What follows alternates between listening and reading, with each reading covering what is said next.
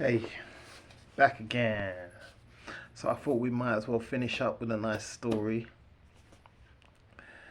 And so I can chill. I'll finish this tonight and then I'll post it in the morning. So, Apocrypha, Susanna, the early days of Daniel. It's a very good story. And let's begin. There was a man living in Babylon whose name was Joachim. He married the daughter of Hilkiah, named Susanna, a very beautiful woman, and one who feared the Lord. Her parents were righteous and had trained their daughter according to the law of Moses. Joachim was very rich and had a fine garden adjoining his house. The Jews used to come to him because he was the most honored of them all. That year, 2 elders from the people were appointed as judges. Concerning them, the Lord said, wickedness came forth from Babylon, from elders who were judges, who were supposed to govern the people. These men were frequently at Joachim's house, and all who had a case to be tried came there. When the people had left at noon, Susanna would go into her husband's garden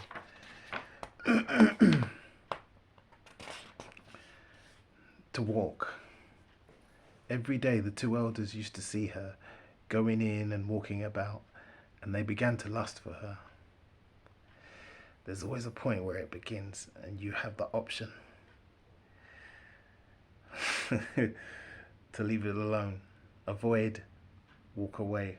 I've had to done it before, accepting the fact that I'm an Israelite, knowing there's certain women you can't touch anymore, can't go there no matter how beautiful they are. You just start, you know what, I'm going to look for another job because I know where this is going. Okay. They suppressed their consciences and turned away their eyes from looking to heaven, or remembering their duty to administer justice. Suppressed their consciences. Suppressed their consciences. Guys, we know what that's about. Even girls, you know what that's about. But we obey our consciences now. Both overwhelmed with passions for her, but they did not tell each other of their distress, for they were ashamed to disclose their lustful desire to seduce her. Day after day they watched eagerly to see her. One day they said to each other, let us go home, for it's time for lunch. So they both left and parted from each other. But turning back, they met each other again. And when each passed each other, and each pressed each other for the reason, they confessed their lust. Then together they arranged for a time when they could find her alone. For these guys, they parted separate ways to go home for lunch here. And both in their wicked minds, they had thoughts to turn back to catch her alone. And they met each other on the way back.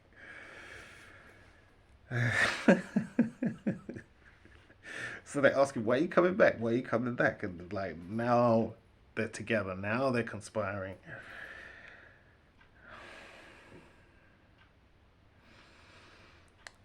Once, while they were convictions. Once, while they were watching for an opportune day, she went in as before with only 2 maids, and wished to bathe in the garden, for it was a hot day. No one was there except the 2 elders, who had hidden themselves and were watching her. She said to her maids, bring me olive oil and ointments, and shut the garden doors so I can bathe. They did as she told them. They shut the doors of the garden and went out by the side doors to bring what they had been commanded. they did not see the elders because they were hidden. When the maids had gone out, the two elders got up and ran to her. They said, "Look, the garden doors are shut and no one can see us. We're burning with desire for you, so give your consent and lie with us. If you refuse, we will testify against you that a young man was with you, and this was why you sent your maids away." Susanna groaned and said, "I am completely trapped. For if I do this, it will mean death for me. If I do not, I cannot escape your hands. I choose not to do it. I will fall into your hands rather than sin in the sight of the Father." Now, why would they remove a book like this? Why would they remove that? Because this is the blueprint, right? This has become into their playbook. Hollywood.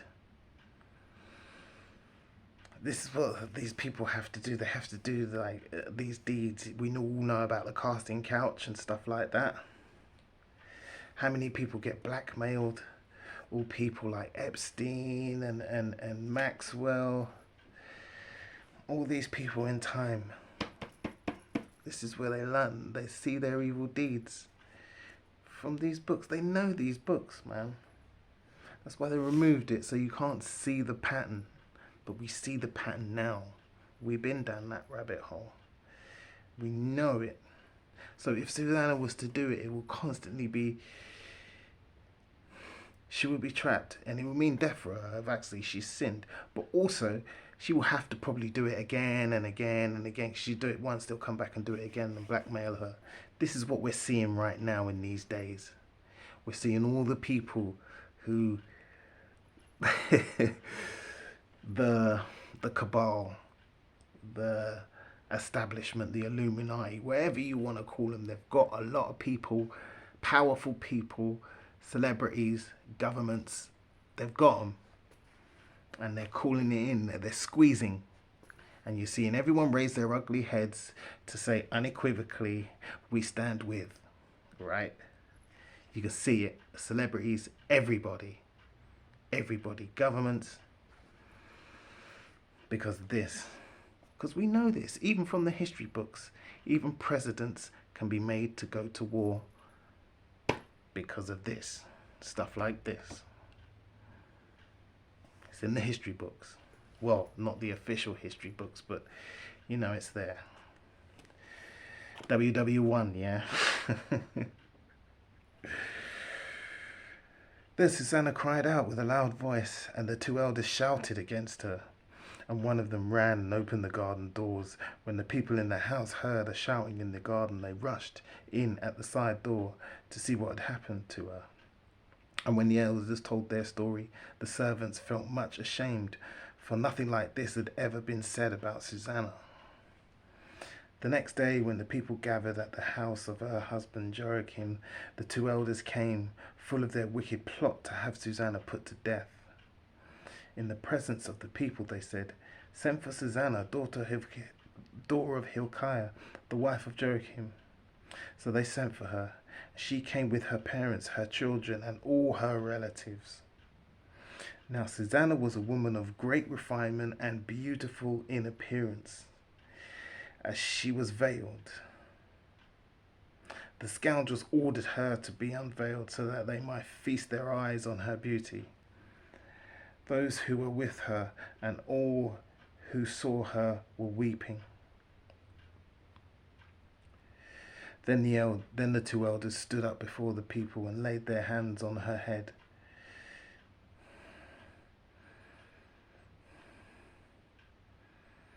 Through her tears she looked up toward the heaven, for her heart trusted in the Father.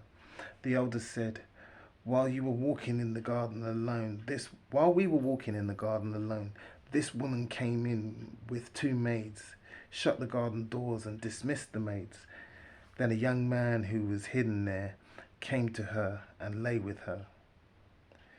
We were in a corner of the garden, and when we saw this wickedness, we ran to them. Have you ever been in a situation when you sit there and you just watch someone barefaced lie like that? In those moments, you can really like commit murder, like, and it's just the most frustrating thing. It's just like, just sit there and just barefaced lie. We saw this wickedness and ran to them. Although we saw them embracing, we could not hold the man because he was stronger than we, and he opened the doors and got away. We did, however, seize this woman and ask who the young man was, but she would not tell us. These things we testify. False witness. And these are elders. Not only are they elders, they were appointed as judges. You see, this is why it really frustrates me when we're supposed to respect these people. We're supposed to be under their authority. We're supposed to obey these people when you know they're damn right rotten and they abuse their positions. No more. No more. Because in these days and age, where sins are abounding, sins are piling up high, where bitter is sweet and sweet is bitter, and good is bad and bad is good. These are the exact people they're putting in place, in high places, in management positions. These compromised, evil, rotten people. I've seen it time and time and time and time again, and I don't like being told to submit to these people when I can clearly see with my own eyes they're rotten, they abuse their position, or they're weak and cowardly. I don't like being told to submit to these people. Then days are over. How many times have us brothers had to submit just because somebody feels like being over us? No more. Just so they can have their own way. Especially when you can see right through them. They try to get you to heel. They try to control you. They try to show you that they have power over you and you better stay in your place. These things we testify. Because they were elders of the people and judges, the assembly believed them. Because they were elders of the people and judges, the assembly believed them and condemned her to death.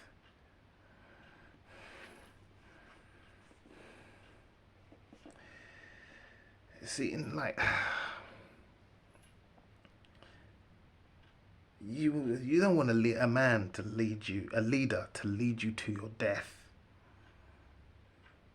A weak, incompetent leader to lead you to your death. If a man's going to lead me to our death, he's going to die with us. We die for strong leaders, righteous leaders. We die for gallant men. If you're a leader because you're wise, show us your wisdom. If you're a leader because you're of noble blood, use your leadership for the people, not for yourself, not for your friends, not to impress women, not for lavish parties, and to walk around with your pomp and regalia. This is why David was so successful, because when that 17-year-old boy just stood up and said, "What?" Palms up to a giant, and he beat him. Men were like, "Yeah, this is the guy I will die for. That's my leader right there." And that's something Saul knew. That's something Saul knew. But David was righteous. He respected Saul for his position. But he knew he had to get away from him because that man was going to kill him through his envy, his jealousy. He feared the kingship would be taken away from him. He knew it had been taken away from him. So he wanted to kill the man. David showed his loyalty, but he wasn't going to sit around and be underneath him and submit to him and obey him, because that could have got him killed. He knew he had to walk away, get away from these men.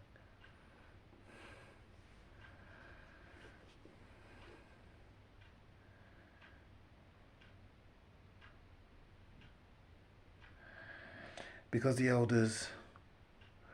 were elders of the people and judges, the assembly believed them and condemned her to her death.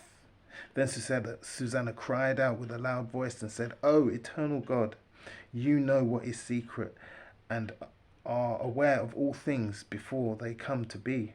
You know that these men have given false evidence against me, and now I am to die, though I have done none of the wicked things that they have charged against me."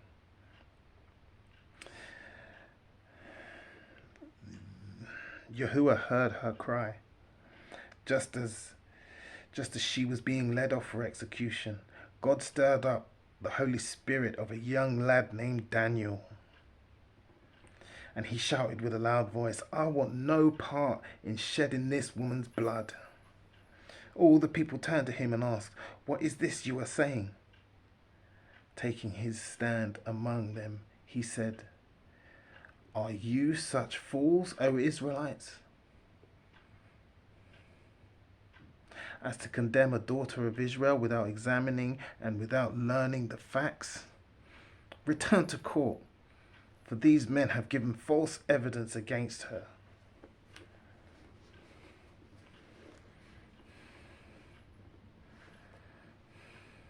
Doesn't mean just because you know what I'm trying to say by now, yeah? So all the people hurried back, and the rest of the elders said to him, "Come, sit among us and inform us, for God has given you the standing of an elder." Daniel said to them, "Separate them far from each other, and I will examine them." When they were separated from each other, he summoned one of them and said to him, "You old relic of wicked days."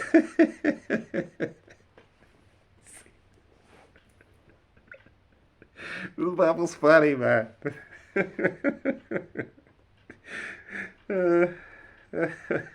You old relic of wicked days, your sins have now come home, which you have committed in the past, pronouncing unjust judgments, condemning the innocent and acquitting the guilty. For the Lord said, "You should not put an innocent and righteous person to death." Now then, if you really saw this woman, tell me this: under what tree did you see them being intimate with each other? He answered, "Under a mastic tree." And Daniel said, "Very well. This lie has cost you your head, for the angel of God has received the sentence from God and will immediately cut you in two." Then putting him to one side, he ordered the other one to come in. And he said to him, "You offspring of Canaan and not of Judah, beauty has beguiled you, and lust lust has perverted your heart. This is how you have been treating the daughters of Israel, and they were intimate with you through fear, but a daughter of Judah would not tolerate your wickedness." You see, he's heard the whispers. These men have done it before. They've done it before. But there's always people who are afraid to speak up, who won't speak up, because they know what happens. These people constantly get away with it. HR are in on it, the judge and jury are in on it, the police are in on it, the councils are in on it, councillors are in on it. So people can't speak up. They're best friends with the head of department. They're best friends with this person. And they're bootlicks to senior general managers all across.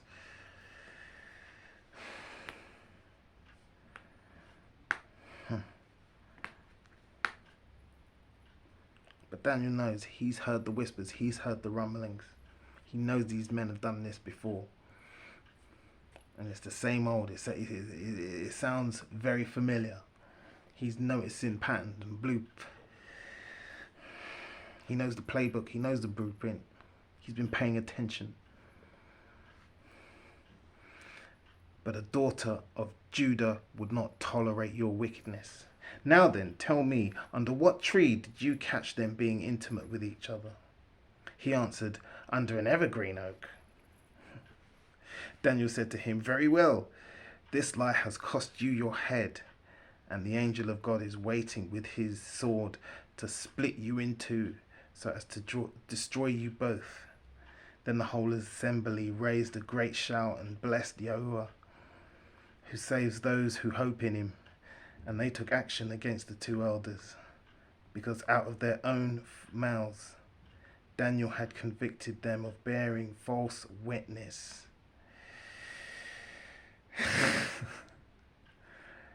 They did to them as they had wickedly planned to do to their neighbor. Acting in accordance with the law of Moses, they put them to death. Thus innocent blood was spared that day. Hilkiah and his wife praised Yahuwah for their daughter Susanna, and so did her husband Joachim and all her relatives, because she was found innocent of a shameful deed. And from that day onward, Daniel had a great reputation among the people. Short but sweet.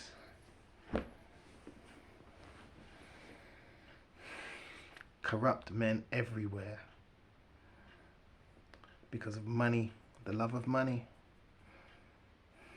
and because of lusts in your hearts. Get these things under control, because these things is what the evil one is just rubbing his hands saying, yeah, I can work with that, I can work with that, I can work with that, I can work with that. Your hatreds,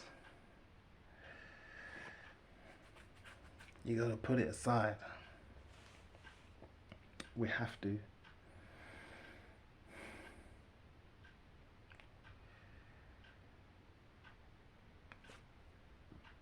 Just wanted to leave that there. And yeah, be careful with these people. And be careful what you do, because people are watching, they're waiting for you to slip up. All these people in high positions, they're high places, they're put there because they're compromised. All these people, if you don't get your stuff under control, they will use it against you. Anything to make you take that mark.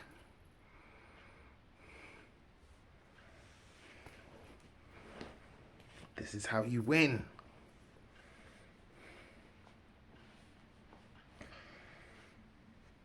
Enjoy your Sabbath, ladies and gentlemen. I hope you've enjoyed my series.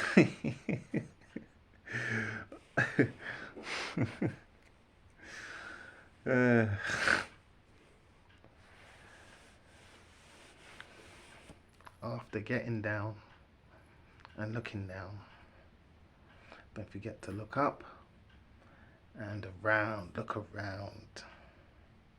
Be observant, see what's happening around you, notice things.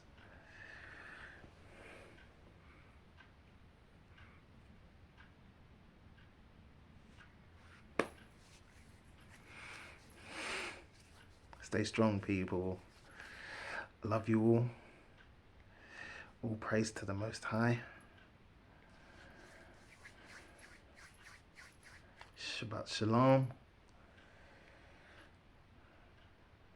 See you Monday.